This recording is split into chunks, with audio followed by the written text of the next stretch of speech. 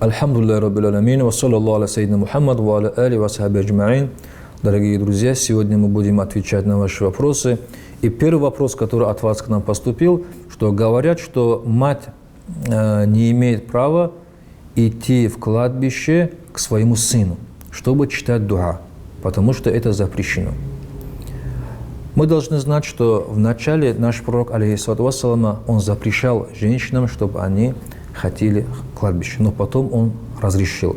Основным условием является, чтобы женщина соблюдала условия, чтобы она была прикрытая, чтобы она была чистая, чтобы она не кричала, не плакала в кладбище.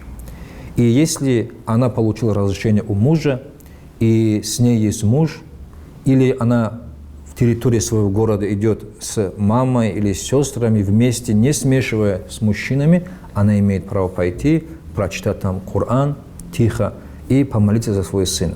В этом деле мы не должны быть слабыми. Будь то дома, будь то в кладбище, где бы мы ни находились, нужно стараться вспоминать своих усопших, читать за них дуа, давать за них садака и стараться, чтобы мы были полезными для них.